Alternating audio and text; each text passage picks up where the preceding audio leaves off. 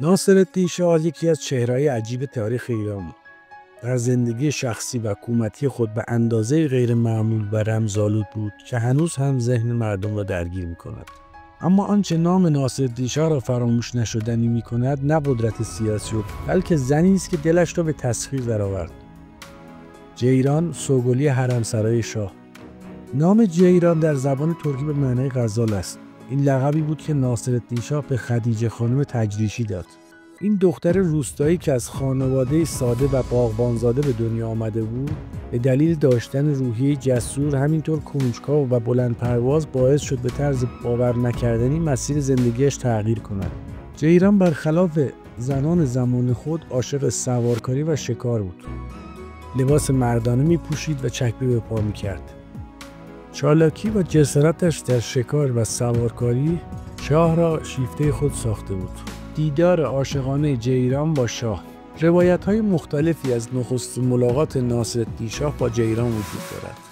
در یکی از مشهورترین روایت‌ها اینطور عنوان شده که شاه روزی در حوالی تجریش به شکار بلدرچین می‌رود. ناگهان زیر یک درخت توت دختر روستایی را می‌بیند که مشغول خوردن توت است. شاه خطاب به او می‌گوید: دختر، زن من میشی؟ اما خدیجه بیان که بداند طرفش شاه است شانه بالا میاندازد و پاسخ میدهد: تو که قابل نیستی، من فقط زن شاه میشوم. شاه حیران از جسارت دختر او را با خود به ارگ سلطنتی میبرد و سرانجام دل به این دختر زیبا میبازد. ورود جیران به دربار قاجار آغازگر زندگی پرفراز و نشیب است.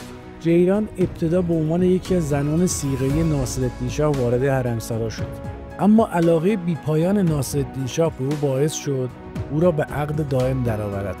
اتفاقی که در میان زنان دربار بی سابقه بود. زنان دیگر در حرمسرا به خصوص ملک جهان خانم مادر شاه از این دهاتی که ناگهان سوگلی شده بود نفرت داشت. ملک جهان باور داشت که جیران شاه را جادو کرده است. اما جیران هم زنی نبود که به سادگی تسلیم شود. زنی از روستای تجریش که به یکی از مهمترین زنان تاریخ قاجار تبدیل شد. جیران نه تنها محبوبترین سوگلی ناصرالدین شاه بود، بلکه با روحیه‌ای سرسخت و جاه طلبانه نقشی پررنگ در دربار ایفا می‌کرد. جیران 4 فرزند به دنیا آورد، اما هیچ کدام سرنوشت روشنی نیفتند. و اما تلاش اصلی جیران برای ولیعهدی یکی از پسرانش به نام امیرنظام که یکی از جنجال‌ترین داستان‌های دربار قاجار است. جیران با نقشه دقیق و زیرکانه توانست صدراعظم وقت آن موقع میرزا آقاخان نوری را قانع کند که پسرش امیرنظام را به عنوان ولیعهد معرفی کند و این تلاش جیران به ثمر نشست و امیرنظام به ولیعهدی رسید.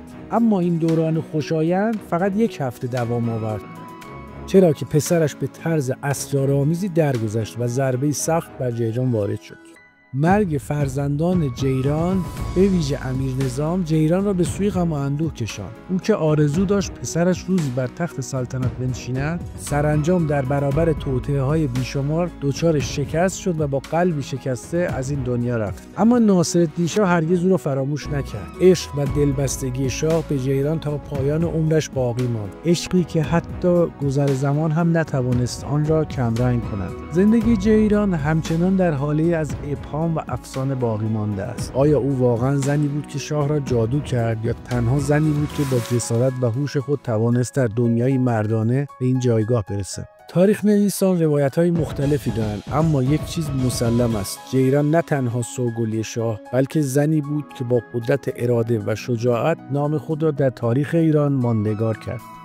امیدوارم که لذت برده باشید و با لایک و کامنتاتون به من انرژی بدید تا داستان‌های بهتری پیدا کنم و با انرژی بهتری بگم.